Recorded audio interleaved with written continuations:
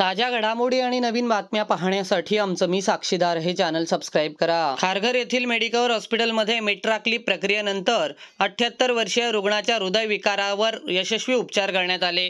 Medicover हॉस्पिटलमधील वरिष्ठ इंटरव्हेन्शनल cardiologist आणि valve तज्ज्ञ डॉक्टर अनुप महाजनी, या प्रक्रियेचे शोधक डॉक्टर सायबलकर, इंटरव्हेन्शनल कार्डिओलॉजिस्ट व या प्रक्रियेचे शोधक California USA doctor Manoj Agrawal, senior interventional cardiologist Hyderabad, doctor Nitin Burkule यांच्या टीमने मायट्रल रेगस्टिशन हा एक विकार आहे ज्यामध्ये हृदयाच्या डाव्या बाजूला असलेला मिडल झडप नीट बंद होत नाही आणि हार्ट फेल्युअरग्रस्त अशा 78 वर्षीय रुग्णावर दुर्मिळ आणि गुंतागुंतीची प्रक्रिया यशस्वीरित्या पार पाडली। बेसिकली यांना श्वास घ्यायला पहिले खूप त्रास होतो, ते हॉस्पिटलमध्ये पूर्वी ॲडमिट होतो आणि त्यांचं हार्ट पंपिंग कमी असल्यामुळे आपण त्यांना एक डिव्हाइस केलं, त्याचं नाव असतं CRT। So that device basically हार्टचं पंपिंग वाढवतं as well as sudden cardiac death म्हणून एक स्थिती असते की ज्याच्यामध्ये आपण ऐकलं असतं की झोपेत मृत्यू होणं पेशंट, या सगळ्या गोष्टी अवॉइड होतात कारण ते मशीन शॉक होतं। तर ते मशीन टाकल्यानंतर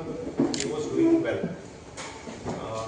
एकच गोष्टचा प्रॉब्लेम होता की त्यांना थोडंसं चाललं ताप आलं आणि त्यांची ती वाल्व जी लिकेज होती ती लिकेज खूप जास्त प्रमाणात आपण सिव्हिअर मायट्रल रिहॅबिलिटेशन असं मेडिकल भाषेत बोलतो आणि जनरली ही कंडिशन आपण सर्जरी करून करेक्ट करू शकतो, पण पेशंटचे ओव्हरऑल कंडिशन, वय, त्यांचं बाकी सगळं स्थिती बघता ती सर्जरी खूप हाय रिस्क होती।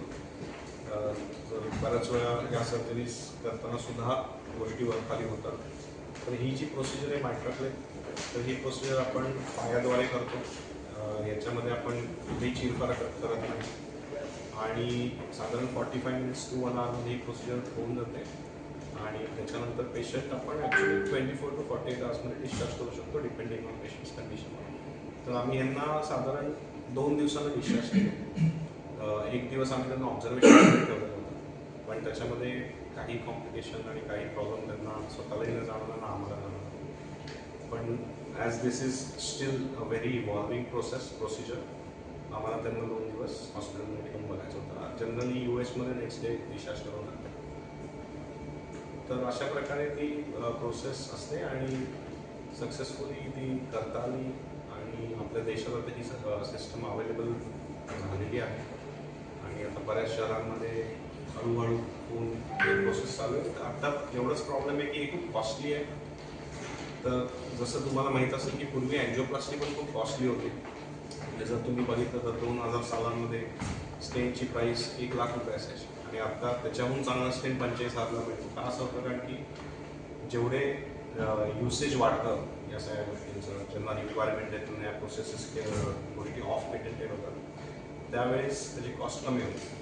सो आम्ही याच्यामध्येच थांबलो की बाबा या गोष्टीची कॉस्ट कधी कमी होईल आणि जास्तीत जास्त पेशंटला याचा कसा बेनिफिट होईल, पण हे इतकं लगेच होत नाही, it may take another 10 years, पण या गोष्टी होतात फ्युचरमध्ये आणि आम्ही याच्यासाठी थांबलेलो। पण दिस इज अ स्टार्ट, आपण या प्रोसिजर्स आपल्या देशामध्ये चालू केलेल्या आहेत। आपल्याकडं जी टीम होती त्या टीमने कशा प्रकारचं एक पेशंटला धीर दिला आणि ही शस्त्रक्रिया एक टीमच्या माध्यमातून कशा प्रकारे सक्सेसफुली करण्यासाठी प्रयत्नशील आपलं हे मेडिकल हॉस्पिटल आहे। ह्याच्यामध्ये कसं असतं की basically this is all the team work आणि ह्याच्यामध्ये पेशंटच्या नातेवाईकांचा तुमच्यावर असणारा विश्वास हा सगळ्यात इम्पॉर्टंट गोष्ट असते, कारण की या गोष्टी एकतर खूप कॉस्टली आहेत, त्याचे रिझल्ट्स चांगले असतात पण या गोष्टी झालेल्या नसतात, त्यामुळं पेशंटच्या नातेवाईकांना या गोष्टी एक्सप्लेन करणं आम्हाला थोडंसं अवघड पडतं। पण मी याच्यामध्ये बिलीव्ह करतो की समजा पेशंटच्या नातेवाईकांना तुम्ही त्यांचा आजार नीट समजून सांगितलं आणि त्यांना तो आजार जास्त व्यवस्थित कळला तर या गोष्टी पुढं करण्यासाठी डॉक्टर्ससाठी आणि पेशंटसाठी दोन्ही सोपं होतं। तर जेव्हा या सगळ्या गोष्टी होत्या तर इनिशियली आम्हाला असं वाटलेलं होतं, देअर वॉज वन पॉईंट की बाबा आपण जास्त काय करू शकतो का नाही, आम्ही सुद्धा डाऊटफुल होतो सुरुवातीला, पण पेशंट्सची विल पॉवर, त्यांच्या रिलेटिव्हची विल पॉवर हे बघता even we were ready to take all that risk. आणि CRT जेव्हा आम्ही प्रोसिजर केली तेव्हा दॅट वेन फॉर 3 hours 3 तास ते चालू होती। It was very difficult procedure आणि त्यातनं ते खूप सक्सेसफुली खूप व्यवस्थित बाहेर आले आणि त्यांची क्वालिटी ऑफ लाईफ खूप इम्प्रूव्ह झाली. आणि ही पहिली प्रोसिजर्स जेव्हा सक्सेसफुल झाली तेव्हा आम्ही पुढच्या प्रोसिजर्स करायच्या गोष्टी बोलायला लागलो. आणि या दोन प्रोसिजरमध्ये ऑलमोस्ट 6 महिन्याचं अंतर तरी होतं. तर मी वेटेड फॉर सम टाईम की बाबा हे जे लीक आहे तो CRT डिव्हाइसमुळे सुद्धा कधी पंपिंग वाढल्यावर कमी होऊ शकतो, तो कमी होतोय का, त्यासाठी आम्ही 6 महिने थांबलेलो होतो. आणि त्याच्यानंतरही तो लीक जास्त कमी नाही झाला जास्त प्रमाणात, त्याच्यामुळे आम्ही ही प्रोसिजर करायची ठरवलं. तर ह्याच्यामध्ये मल्टीडिसिप्लिनरी अप्रोच असतो. तो त्याच्यामध्ये I am leading the team. तर मी हा माझा पॉईंट आमच्या doctor Sameer Mande cardiac anaesthetist यांच्यासमोर मांडला.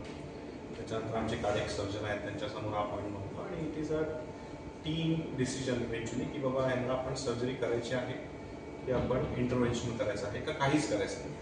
सो सगळ्या आमच्या डॉक्टर्सचा निर्णय असा होता की mitral clip will be the most helpful यांच्या कंडिशनमध्ये. आणि then we went ahead for. ही सर्जरी कॉस्टली आहे, तिची आपल्या माध्यमातून किती खर्च आला, आणि सेकंड थिंग जर खर्च आला पण पेशंटला ह्या सर्जरी माध्यमातून औषधोपचार आणि शारीरिक त्रास कमी, त्या अनुषंगाने काय मार्गदर्शन? ही सर्जरी कॉस्टली आहे कारण की या सगळ्या गोष्टी आपल्या देशात बनत नाहीत, त्यामुळे त्याच्यावर इम्पोर्ट ड्युटी आणि या गोष्टी खूप जास्त असतात. पण GST पण असतोच. आणि या खूप कमी लोकांपर्यंत अजून पोचलेल्या आहेत, त्याच्यामध्ये किंमत खूप जास्त आहे. जेव्हा या गोष्टी खूप पेनिट्रेट होतील प्रत्येक देशात, प्रत्येक छोट्या छोट्या शहरात, तेव्हा त्याचं युसेज वाढलं की त्याची किंमत कमी होते. तर ह्याच्यामध्ये फायदा असाच झाला की आम्हाला कुठलीही सर्जरी नाही करावी लागली, चिरफाड नाही करावी लागली. आणि या वयामध्ये या सर्जरीज करणं एक हाय रिस्क असतं की ज्याच्यामध्ये कधी कधी सर्जरी करताना सुद्धा पेशंटचा जीव धोक्यात जातो. तर मग आहे ते तसंच ठेवलेलं पण कधी कधी बरं असतं, पण सर्जरी करणं तेवढं शक्य नसतं. मग हे रिझर्व पेशंट असतात, म्हणजे it is not for every patient. म्हणजे आय वुड नॉट से की ज्याला प्रत्येकाला वाल लीक आहे त्यांना हीच प्रोसिजर करावी असं मी म्हणणार नाही. कारण की त्यांना ऑप्शन आहेत, त्यांना वाल चेंज करायचे ऑप्शन आहेत, त्यांची अदर कंडिशन चांगली असेल तर. पण ही कंडिशन रिझर्व आहे की नॉन ऑपरेबल पेशंट्स की ज्यांना तुम्ही सर्जरी करू शकत नाही आणि there is a high risk of I would say death while performing the surgery. त्यामुळे असं जर कंडिशन असेल तर you don't perform the surgery.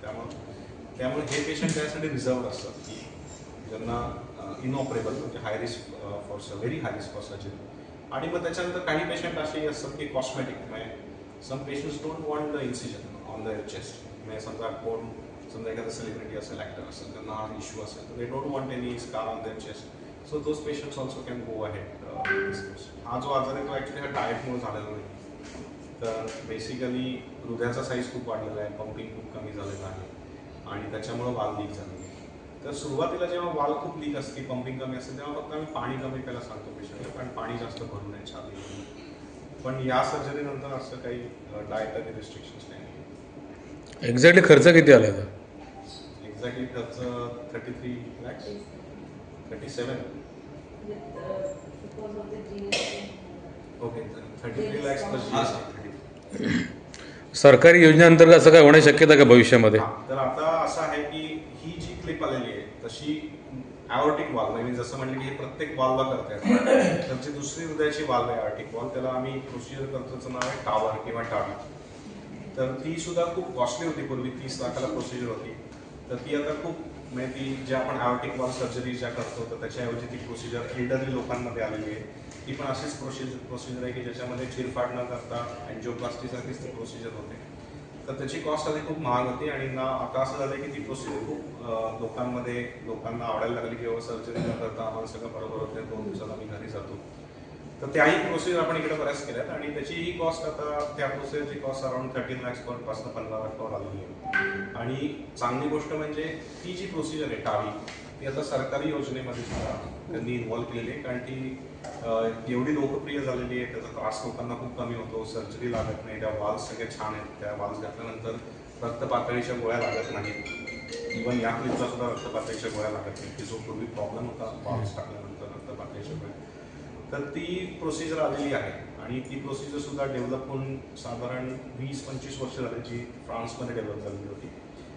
इंडियामध्ये आम्ही भरपूर केलेल्या आहेत त्या cases. Now we are doing again on Wednesday tower. So I am only doing on Wednesday. तर त्या प्रोसिजर आता सरकारी ह्याच्यामध्ये आलेल्या आहेत. CGHS ज्याला आपण म्हणतो त्या CGHS रेट्समध्ये पण आलेल्या आहेत आणि इथं आम्ही ते CGHS रेट्समध्ये केलेल्या पण आहेत.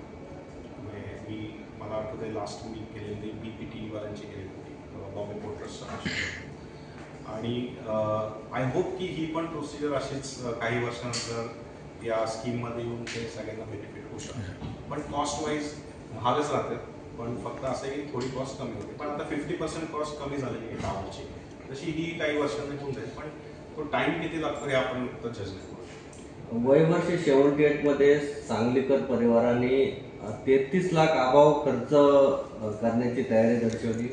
आणि आपण जनतेला काय संदेश द्याल की वयोवृद्धांचं आयुष्य वाढवण्यासाठी आज त्यांचं जर त्यांना जी पाहणी केली तर त्यांच्या चेहऱ्यावर समाधान दिसून येते. तर कशा प्रकारचं आवाहन कराल का आयुष्य वाढवण्यासाठी हे सांगलीकर परिवाराने 33 लाख अभाव खर्च उचलून त्यांची एक आरोग्याची काळजी घेऊन आज त्यांना पुनर्जन्म दिला, काय सांगाल? हे बघा, ते कसं असतं की कोणाची प्रोसिजर काही नाही करायची, हा पूर्ण फॅमिलीचा डिसिजन असतो. ॲज अ डॉक्टर आमचं काम असतं की बाबा काय काय ऑप्शन्स अवेलेबल आहेत आत्ता या दिवशी तुमच्या पेशंटसाठी हे पेशंटपर्यंत पोहोचवणं. सगळ्यांचीच परिस्थिती एवढी असते असं नाही, सगळ्याच ही गोष्ट करू शकतात असं नाही. त्यामुळे त्या परिवाराचं खूप कौतुक आहे की त्यांनी त्यांच्या आईवडिलांसाठी एवढं सगळं केलं. दुसरी गोष्ट अशी आहे की मी जेव्हा पेशंट बघतो तेव्हा मी जास्त age is just a number.